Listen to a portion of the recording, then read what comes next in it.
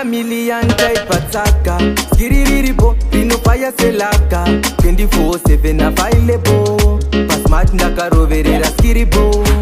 Sister Gina, Katarina, Mama Georgina. Hello guys, hello Zimbabwe. Welcome to Zim Reality ITV. Pachivhiti chamunobata malatest chivhiti chamunowana nyaya dzakasiyana dzinenge dzichiitika. You know guys, pane nyaya yanga ichitrenda kuti taura nezvazvo because pane zvikuitika. Pane video yabdara Solo yatakaona ichitrenda kuZFM ichinzi Solo angada kuputisa munhu.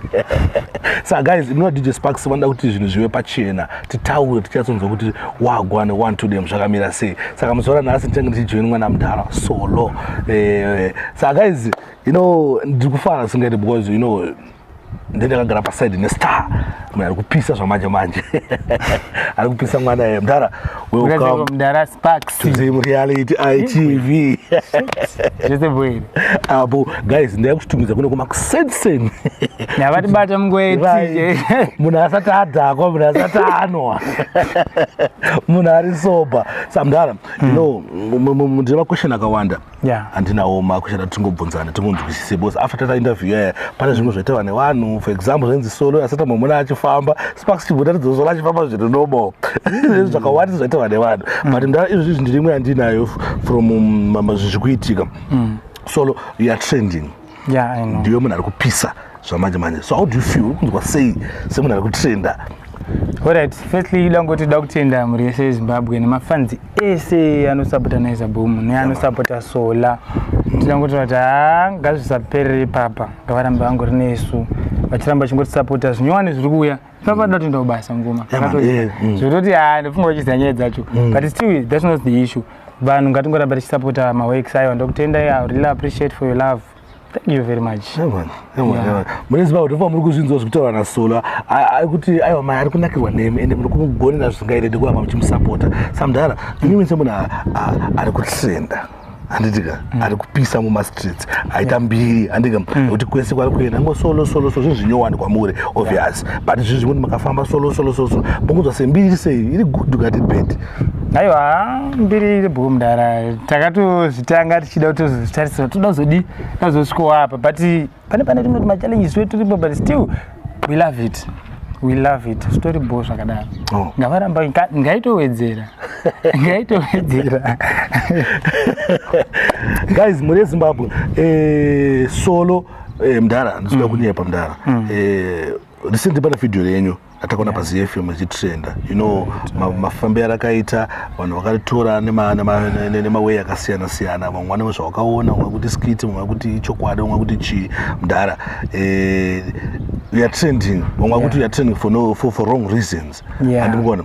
Saka kuti mumbotsanangura zvevideo ino kuti zvakafamba sei. Asi before Solo asati atsanangura guys, kuna vamwe vasina kuona this video. I'm going to show you panapa paZim Reality ITV video yacho, then Solo obva azotsanangura about this video. Oyo. Everybody, well, that was Wizkid with the song Get On Love. So in the studio right now, my guest has just arrived, and I would like to say welcome to Solo.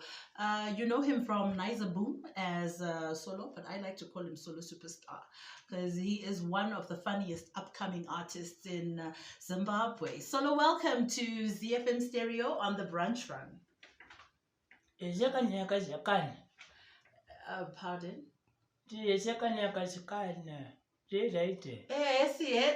Okay, total nation yes can zviri sei kona Solo. Solo uri live pa radio nasi. Radio. Pa ZFM. Yo. Solo wauya ku radio tiri pa interview. You are Zimbabwe yakatoteerera izvo. Right. Okay,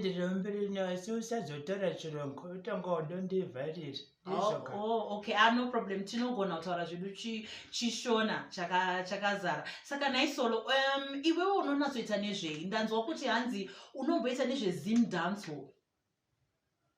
Ndoita nezvezim dance. Saka zviri kuzviziva ubva ndibvunza futi handichanzwisisisi. Unongotaurira vanhu newewe.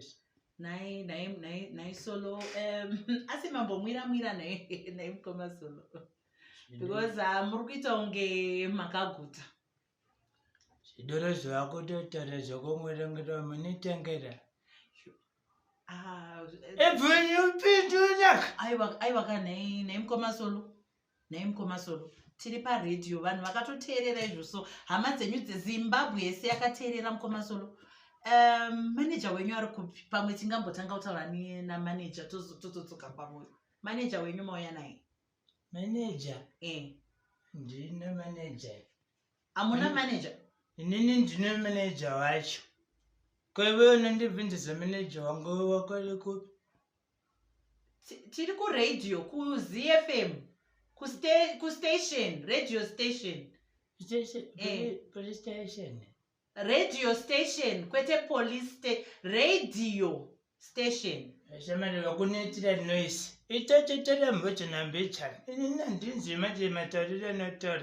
Utitire kocheye. Tiri kuradhiyo. Mukomasolo munhu wamauya naye ndiani? Imi handisi kukwanisa kushanda neminhasi. Pamwe munogona kuzodzoka rimwe zuva.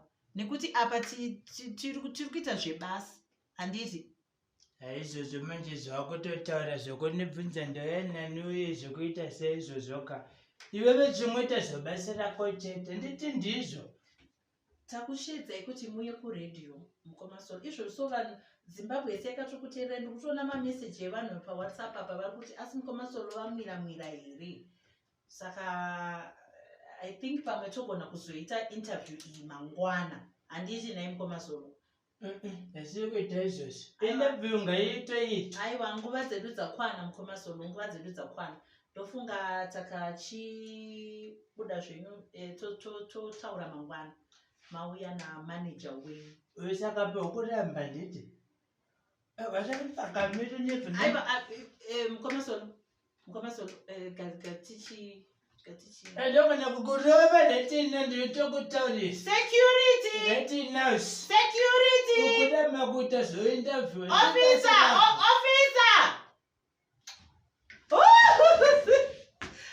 Officer!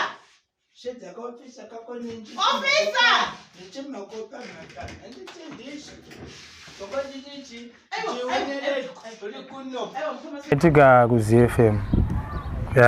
Takabva kunongoma kanditi mfana wangu chichi une interview handiti nafana unorowa kuZFM takati boom koma isi pressure time vatatopiwa chichi paipai tasvika kuya inini wangu semunhu wekuti ndiri munhu anokufarirawo munhu azvigubhu maiziya ndakangobva kuno ndaro 102 maiziya ndarova 102 paipai but doesn't mean ndaida kunoshow a bad picture ndaingoda kudi kungoti ndingoto 102 then ndodi ndobaya hangu kusazoziva hangu kuti I know kuti zvinhu zvakashata zvakazoitika uku zvikuzi takatosvika painterview bobo takatogara mukomana gwagwana ndichibvunza nyaya yema-recent videos blags and chichichi saka mudhara ndati kubva ipapo handitozoti chii chakatozoitika mudhara handitozive zvokutoti fately izvo ndandida kuti nditoita ndichitoda kutokumbira mafanzi ese eZimbabwe kuchiita amanaka mondiregererawo for the bad image yandakakuratidzai zvinhu zvakashata ndoziva saka ndezvemabiazi ya sure mabiazi ndezvemadrinks vanongotoreka ndingoriwa 102 aiziva but iwe maeffects acho akanobuda ikoko mudhara saka mudhara imimi munokona zvamakaita kuZFM zvichikwadza kerenye ka zvichiendesa kumberi mukona sei?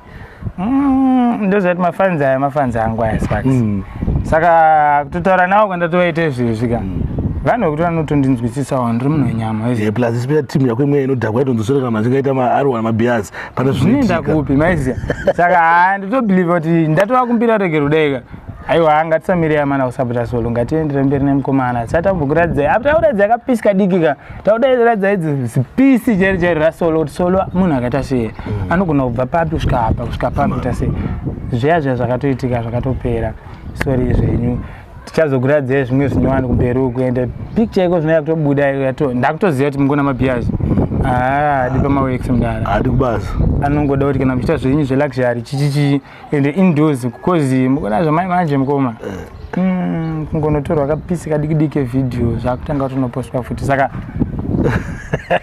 saka mudara kweshina kada kubvunza pamune muchiacta imi mandika tomboti mukuenda kusini saka ndaizatozoti maya kuti mukomana yatsoperfect scene yake ndingomutengera zvinhu zvake chii chinoitika mukati muchichiitika maita kuti sobheka muri kubasa muchida kuita scene yenyu ipapa fanira kuva clear mukoma sparks andongeberai director wamu Naiza Boom at first ndaitombomudhauta, but that man is very talented.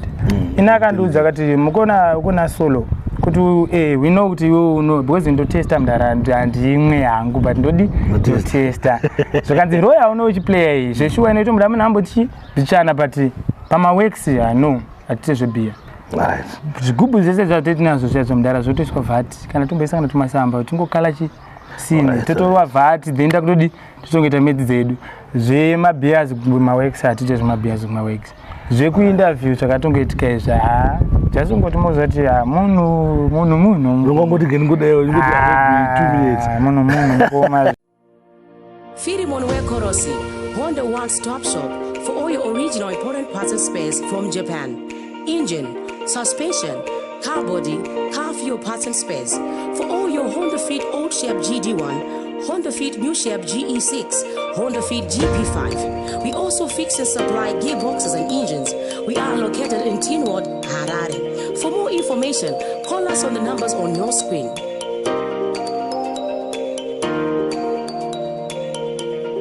Firimon Korosi, the Honda Doctors.